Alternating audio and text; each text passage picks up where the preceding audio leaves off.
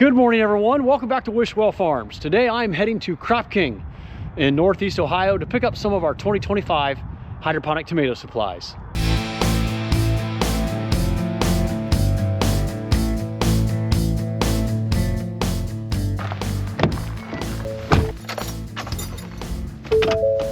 So CropKing is about a 2.5 hour drive for me up near Lodi, Ohio.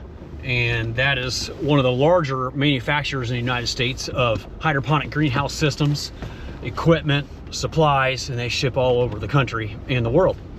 So come along with me and let's go get some of our supplies so we can be ready to start our 2025 hydroponic tomatoes, which is just a few short weeks away. So once I get the CropKing, we'll get the order paid for, get it all loaded up in my pickup, and hopefully I can find someone that would be willing to show us around, maybe give us a little tour of the facilities, at least show us their little experimental greenhouse area where they usually have tomatoes and lettuce on a small scale growing year round. That'd be pretty cool to see.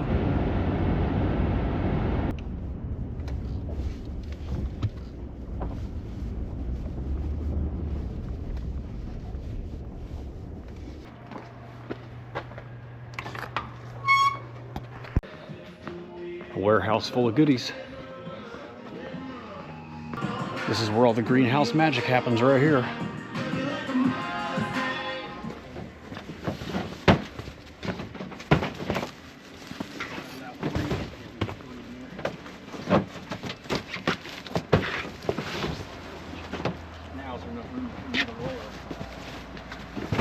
I'm here with Jason Jury from CropKing, and he's going to show us around inside their little greenhouse facilities they have here. And you were just telling me about some of the education stuff you're involved in here. Right, so I'm the education director here at CropKing. So I actually was a teacher for 17 years in a nutritional classroom setting. Okay, nice. And CropKing brought me on to help kind of push into that educational space and educate people about what hydroponics is. Right. Get it into the classroom and introduce it to students. Okay.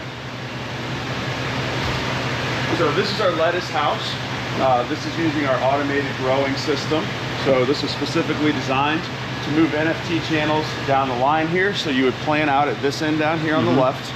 It's automated. We'll take it all the way down to the end. There's a set of the rollers down there. Rollers bring it over, and then it comes back, and our finished product is ready here for harvest. Wow. How close is this lettuce to being ready for harvest? This is ready to go. You can harvest this today. It's ready to go. That's beautiful. So you got some green leaf, some romaine or bib. Yep. Butter crunch or whatever it's called. You got a little bit of everything. Romaine, green, red, and there's a lot of different stages here, it looks like. Correct. So every week or so, we're putting in new seedlings. So you can tell by the size and the spacing a little bit about where they're at. Yeah. So these guys here are all kind of at that harvest stage. The next grouping will be the week after that, and so on. Okay. So you can set your spacing depending on when you want to harvest. So if you want to harvest once a week, you plant once a week. Okay. If you want to harvest twice a week, it's every 3 days. And what is the total turnaround time from seed to harvest? So we do a turnaround of somewhere between 4 and 6 weeks. So usually we'll plant out in a nursery. We'll put them into a small container, put some light on that, get those guys going in a smaller tray. They'll get transplanted over here, and then it's about 4 weeks down the line and then back again. Okay, interesting. Yep. And if you want to head down there, we'll take a little look down here. This is obviously fully climate controlled. We're keeping track of the humidity, the temperature, all those different variables are part of our process here. See, these guys are a little younger. They haven't quite developed as long. Yep, you can pull that right out. Okay. Show your crew the leaf structure there. It's pretty intense. Now, I'd have to tuck that back in there, right? I can get that for you, but yeah, isn't that cool? Yeah, those are like a little 90 or the 200 count flats, it looks like. I used to start some tomatoes in those too. Those are the small ones, yep. Nice. So yeah, even that tiny little plant, you got a huge root structure going there. And for those of you who are watching that don't know about hydroponics, these plants are fed a specific recipe and given the exact nutrients they need for optimal growth. Is there anything you want to add to that? Yeah, no, I love that you use the word recipe because that's exactly what it is. Depending on your water, the water source that you're grabbing from, there's already going to be some dissolved nutrients in that. You want to make sure you balance that to make sure you're not giving too much and burning the roots, or too little and then they won't grow. You also have to manage your pH. And all that it's a very scientific process. process that we monitor very closely. And you can usually tell when you're starting to have problems because you'll get brown tips or things look wilty or whatever. Obviously, these look really good. We've been managing these well. We know our water system very well here at CropKing, so yeah, we've kind of got it down to a science. Yeah, I would say so. Yeah. Are you using RO water, reverse osmosis water in here for your source water? Yeah. So some of that's reverse osmosis. There's a system as we come in there that's, you know, we're going through some filtration, remove some of that. Yep. And then on this back wall here, this is your wet wall for cooling. This is a wet wall. Yep. So this is actually a new product. This is pretty cool. Oh, wow. Normally, wet walls are made out of cardboard. Yeah, this is plastic. This is plastic. So this, believe it or not only is it more durable, but it's also cheaper than buying cardboard. Is that right? So this is a new product from Lubing. Okay. And what the wet wall does, for any of your viewers that aren't sure, is water's going to run. It's going to start up here. You can see the water line here. It's going to trickle down. Almost like a radiator. Like a radiator. The way I like to think of it too is, you know, on a hot summer day when you start to sweat, the beads of sweat are going to evaporate. That's what's going to cool down your body. That moisture goes into the atmosphere. Same thing here. On a hot day, the water's going to come down. As it evaporates, it cools the space in here, but it also increases the humidity. So that's what helps us to control our environment in here and give the plants what they need to be able to grow. Yeah. Now, the other side's where you grow your Dutch Beto bucket tomatoes. Yeah, let's go over there and take a look. That's probably controlled just slightly different than in here with humidity and temperature and things. Correct. So in this case, we've got continuously running nutrient solution. You might even be able to, if you get your camera down here, you might be able to see the water running down the lines there. Oh yeah, I can. And so, and we can actually pull this back a little bit here. Yeah, so it's constantly. It's just constantly. Is it a flowing. recirculating system? I It get is. asked that a lot on my channel why I don't use a recirculating system for my Dutch Beto buckets. So this one does recirculate. Okay. So it's going to go through something called a fertroller. A fertroller. Okay. And what the fertroller is doing, I'm going to show it to you when we get down to the end of the line again. But it's constantly monitoring the electrical conductivity of the water, as well as the pH. We set the standard. We tell it what we want it to keep it at. And then as it passes through that fertroller, it's going to pull either acidic material if we need to lower the pH, basic material if we need to raise the pH, or we can add in additional nutrients if our electrical conductivity is low, or add more water if that electrical conductivity is high. And that's constantly changing based on the sunlight, stage of growth, things like that. So these, obviously these little guys here are going to be absorbing a little bit more nutrition than the ones that are ready to harvest, because they're kind of at the end of their life cycle. Whereas these guys, they're really hungry for nutrients. They're pulling more nutrients out of the channel than the far But they're all getting fed the same. They're all getting it's fed just the same affecting blends. the leach differently based on the different stage of growth. Interesting. Now, I know some of my viewers tinker with hydroponics on a small scale. And I know I'm going to get the question in the comments. Now, you guys have like a retail garden section for smaller growers? We do. It's not for commercial growers? We have what we call our hobby kits. So that's kind of where I come into play. So if your viewers are interested in those kind of things, again, Jason, I'm the guy that you'd want to talk to. And really what we do is we try to put those into schools. It can be people that are just wanting to grow at home. We offer an awesome little system called a desktop unit. It only has 8 plant positions. It's only, you know, it's about as big as a bread box. Perfect for first-time growers. You can grow herbs in it, edible flowers, lettuce, whatever you want. And it's a great way to just kind of add some fresh greens to your life. And it also really makes a nice conversation piece when you have people over. Speaking of fresh greens, there's another green out there now that's more readily grown on a small hobby scale, cannabis. Are people able to use this in a cannabis setup? So you wouldn't want to use one of our I mean, you could use a hobby kit. The one that I'm talking about, the desktop, is an NFT system. So it's going to be a channel system like this. So it's going to be very narrow. I'll show you another one that would work better, and that's one of the Dutch bucket systems. So we do offer one of those to at-home growers as well. We have 2 bucket systems, 4 bucket systems.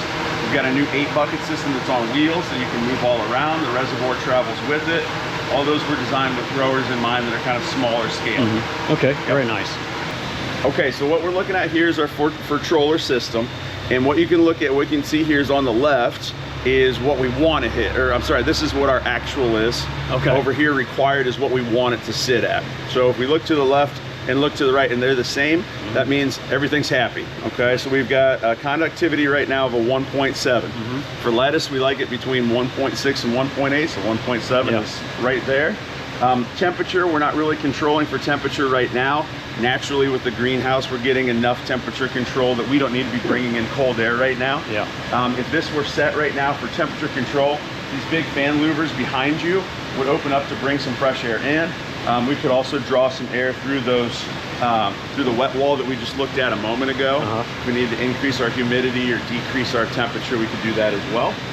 And then our pH is at a 6. So again, we want to be at somewhere between a 5.5 and a 6.5. So we're sitting pretty at a 6.6.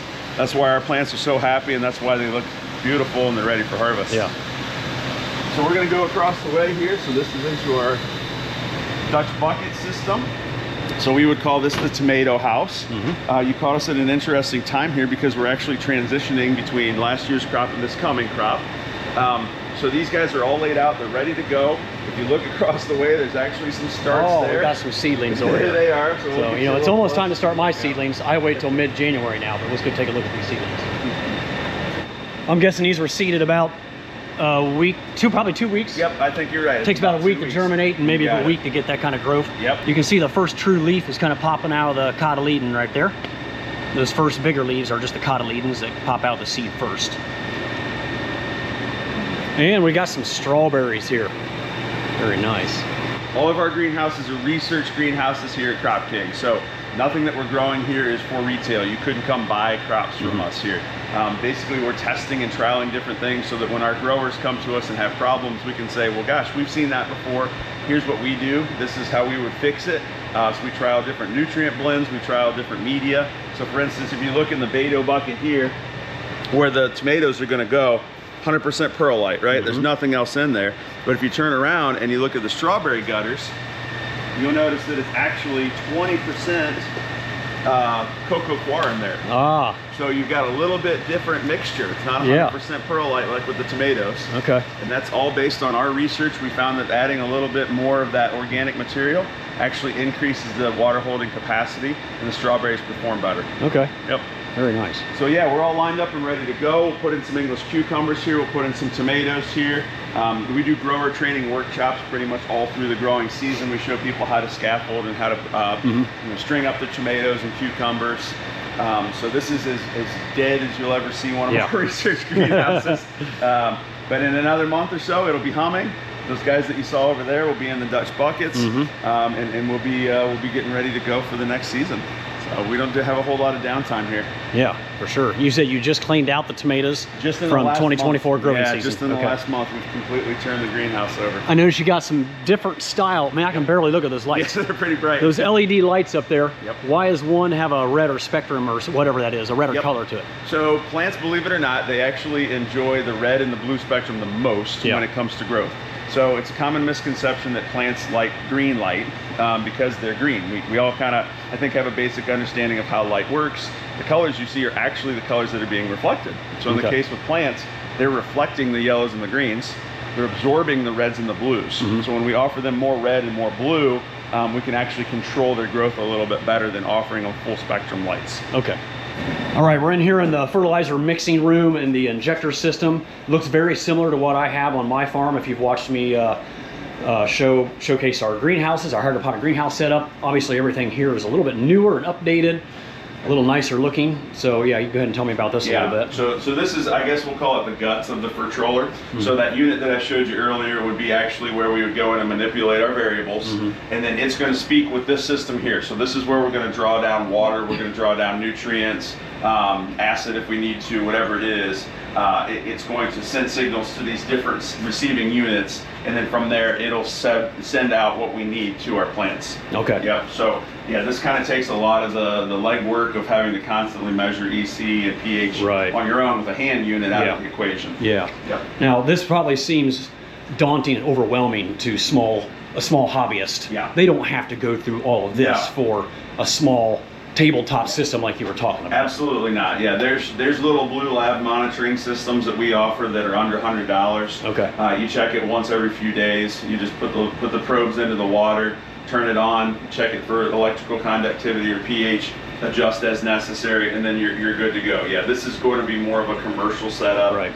If you're going to be growing thousands of pounds of produce, you want something like this. Yeah. But if you're going to just do a little hobby system in your kitchen, yeah, nothing like this is going to be necessary. Okay. Yep. Nice.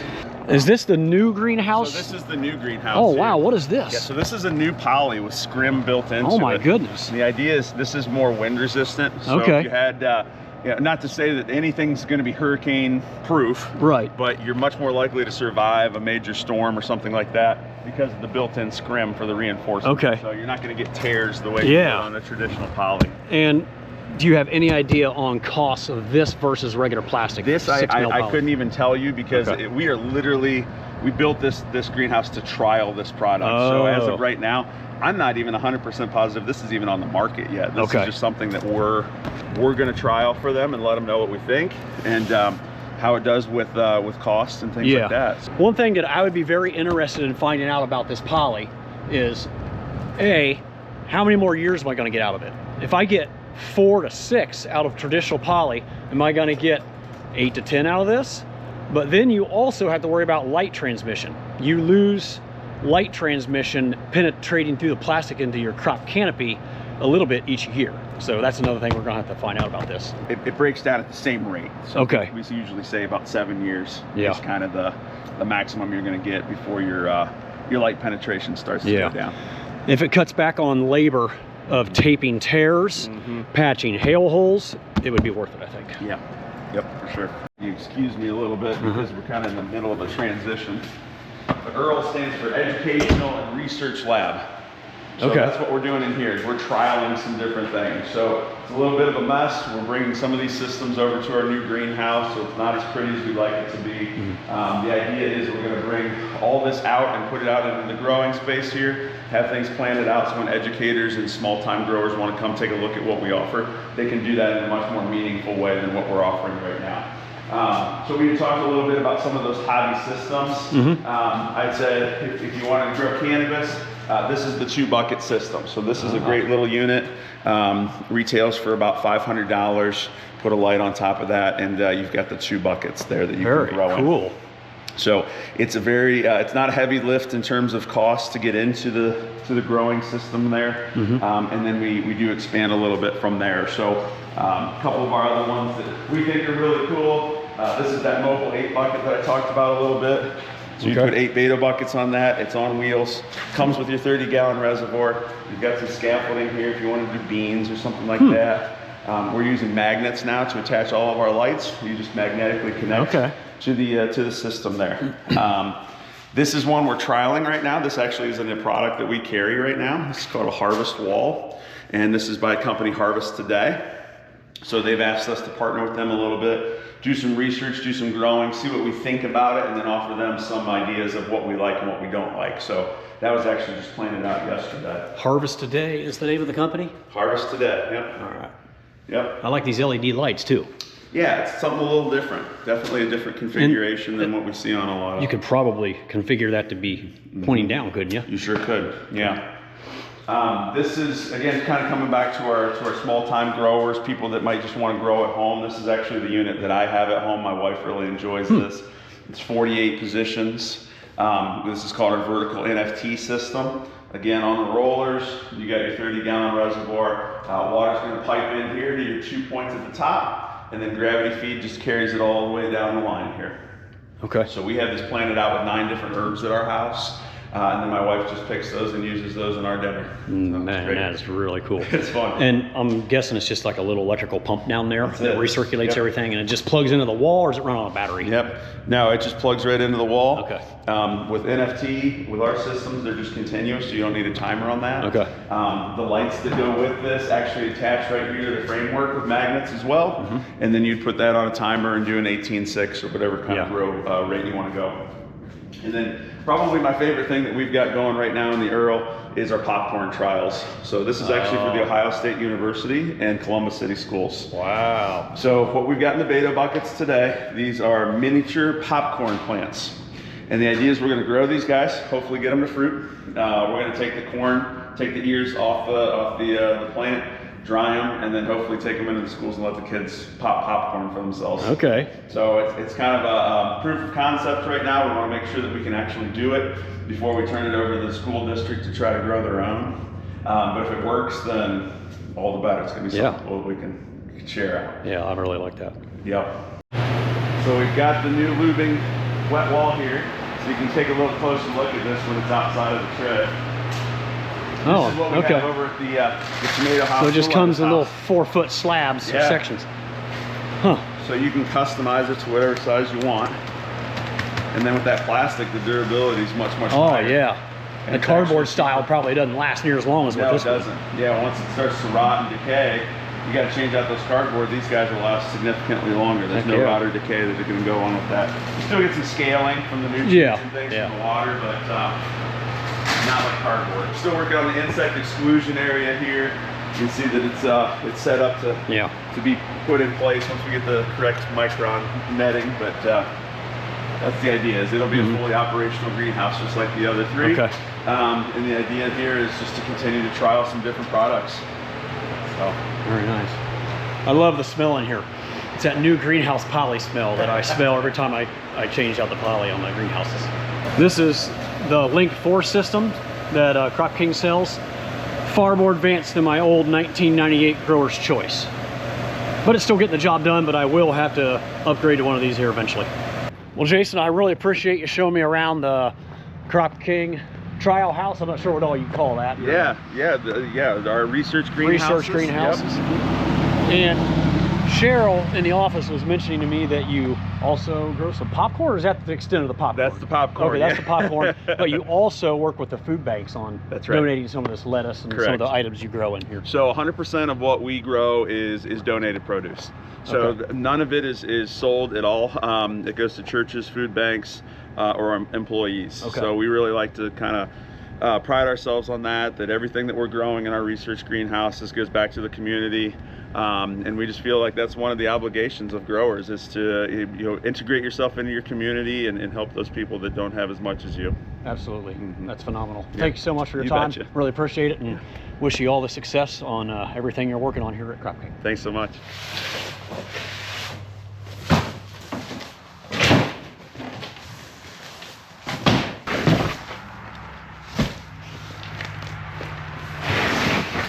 All right, I made it back home from CropKing. Everything is unloaded out of my truck.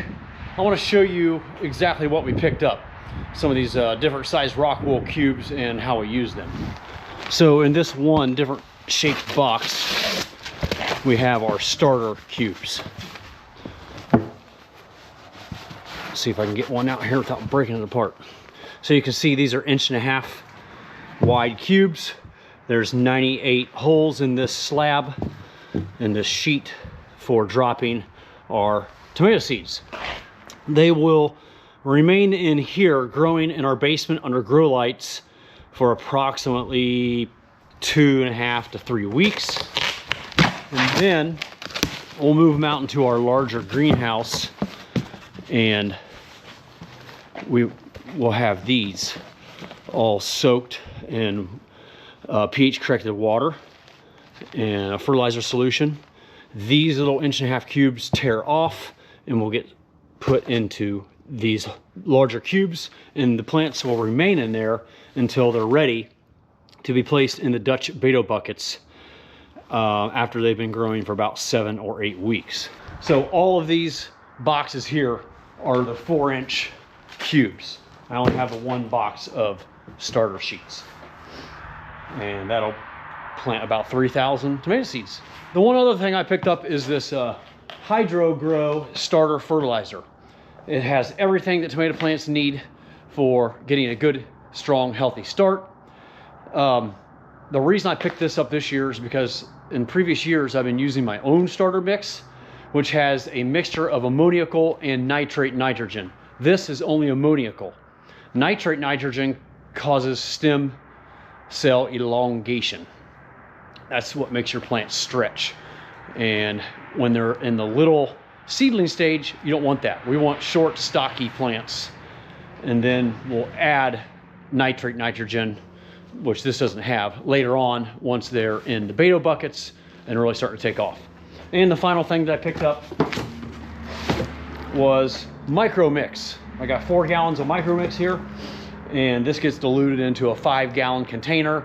And then every time I mix fertilizer in my nutrient solution to feed our tomato plants, that a gallon of micro mix will be added to the mixture. So that's everything I got today. And when I was writing that check for $4,300 for just this right here, oh, and 3,000 tomato seeds, they didn't have the tomato seeds in stock. They're going to be direct shipped and dropped here at my house probably next week sometime. That way I'm ready to seed tomatoes here in a few weeks for the 2025 growing season. So the total cost for all this was $4,300 for everything that I picked up today. And I remember about a decade ago, it would be like $2,500. That is how much everything has increased. It's hard to believe that we're only a few short weeks away from seeding our 2025 hydroponic tomato crop. If you don't want to wait a few weeks to see that process, I'm going to put 2024's video right up here so you can check that out right away. Alrighty folks, that's a wrap on today's video. Thank you so much for watching. I really appreciate it, and I'll see y'all again real soon down the farm.